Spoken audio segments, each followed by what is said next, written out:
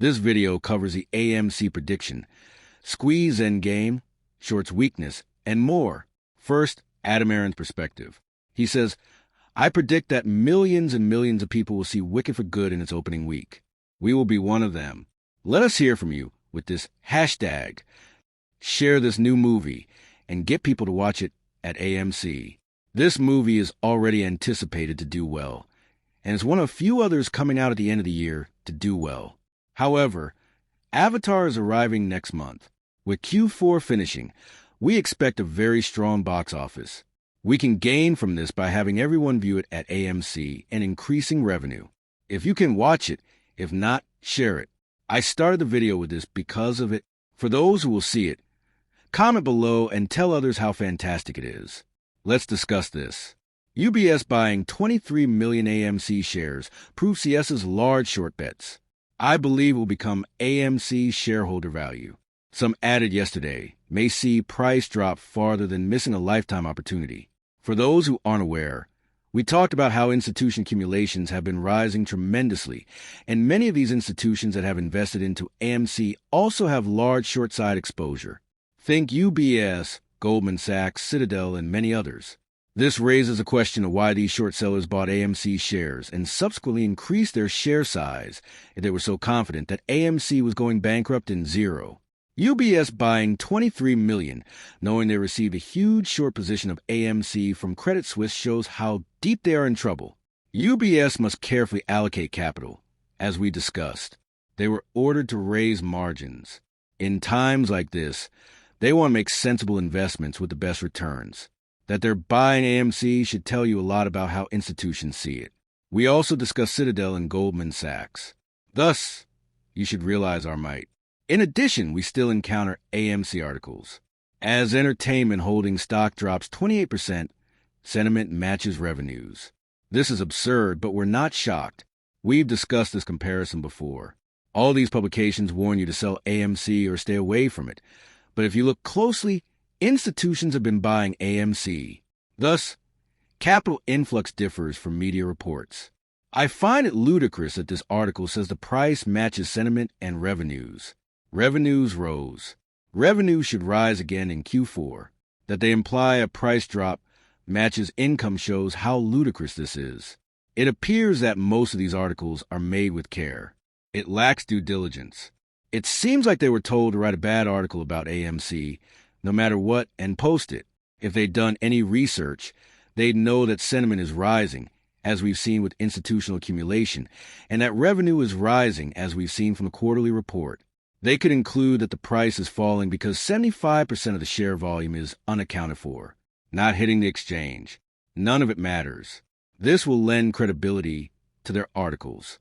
This is more credible. They don't identify the main motive these institutions are using to bring down AMC.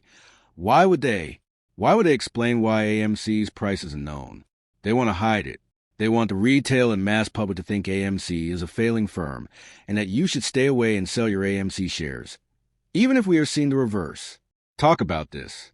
This has been released and is again intriguing. The interesting part is that Barkley accidentally released MOA's endgame settings 11 quadrillion, GME, every naked short, ETF loot, and counterparty tiers. Thus, GME's market cap was 11 quadrillion. GME market cap being 11 quadrillion is absurd, so I guess it's a glitch. I'm not arguing GME's market cap should be larger, but 11 quadrillion is certainly a bug. I want to know why it reached 11 quadrillion, despite being a malfunction. The market cap would have been so large that even a modest modification boosted it to 11 quadrillion. It may have been 1 trillion, 11 trillion, or 110 billion. Why did it reach 11 quadrillion? That's the answer we should seek. To get to 11 quadrillion would have suggested it was already big, even if they unintentionally typed in a few zeros. Thus, I've stated that this is certainly quite intriguing. Market capitalization for AMC for GME have fluctuated before. These problems will eventually stop being glitches. We've always said they're revealing the system's truth and that showing it was an error. We discussed the issue that we will never know the market cap, since we will never know how many synthetics there are. But one thing we do know is that right now, when you look at sometimes when it's shown that AMC should be 100 billion, that the outstanding shares of AMC have been 10x, 20x, and that AMC's price is trading for in the hundreds and thousands, we've always said that these short sellers are trying to hide something. As you can see, October saw almost 1 billion equity errors during 8 trading days. Again, the CAT system shows market activity. That we have 1 billion equity errors should tell you what's going on. This is what we stated. AMC and GME will likely be involved in these blunders. The price suppression and manipulation of AMC and GME is due to these faults. One can see why these institutions want the CAT system gone. It's great that we still have it, and it's showing. We've said that showing this error is enough. We need regulations to punish these institutions for their mistakes. Naturally, we want them to take that next step. We can see this, which should clarify.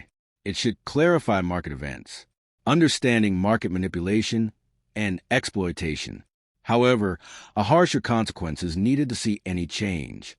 Now this is what we're seeing. Just recently, we discussed the Fear and Greed Index. This is what we see. When this happened before, GME went from $20 to $35. I mention this because severe fear causes the market to plummet. AMC and GME rise as the market falls. That should demonstrate the link. We've always stated they suppress AMC and GME with the market. When huge sell-offs occur, AMC and GME rise in price because collaterals lose value. At times like this, we may witness that. Another thing is demonstrating. Wall Street eventually gave individual traders $20 GME shares. Unbelievable. It took nearly a year. Signs of tiredness are appearing. Maintaining sub-20 prices without a market crisis is difficult. Violent disconnect in Mo's. We knew these shorts were struggling. It happened with AMC.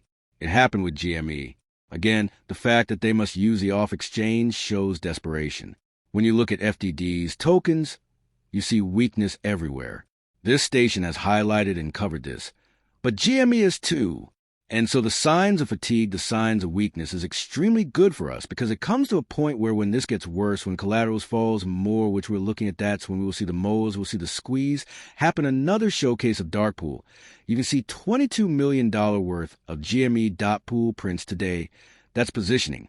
So you can look at this right now, and this is what we talk about with how mass orders are going through the dark pools is why you won't see it.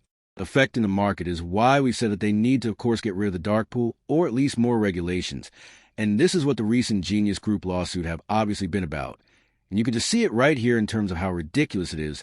And a big reason for why they're, of course, hiding it is because we're seeing right now the calls to put ratio for GME, and you can see how big, how massive this is now. The reason why this is important is obviously because of the GAM squeeze that it can cause when you take a look at a massive proportion of or a big ratio calls than it is to put.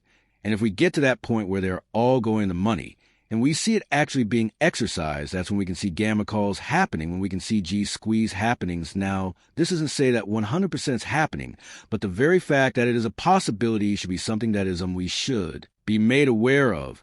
And you also have to realize every time there is a possibility of a gamma squeeze happening. Short sellers are particularly concerned about rising pressure. We've discussed this. I won't bore you with the length. You should investigate this. So read this. I'll keep quiet, but you can see how wild the Dartmoor is. This shows a Genius Group and 96% of volume disappearing to off-exchange pools. You can see why this is ludicrous. This is why the case was filed. If you're still dubious, I don't know why, but check out here and do your own research to see if dark pools can affect stock prices. You can see that Genius Group keeps hitting zero and finding 400 to 700,000. For the shares, we're looking at this. This for AMC tells us what's happening. They're making more synthetics. The same might happen to Genius Group. Why is this good? Synthetics devalue stocks. Hence their creation is bad. We're looking into Genius Group's market data collection. If these shares are synthetic, Genius Group can collect and transmit data points. If Genius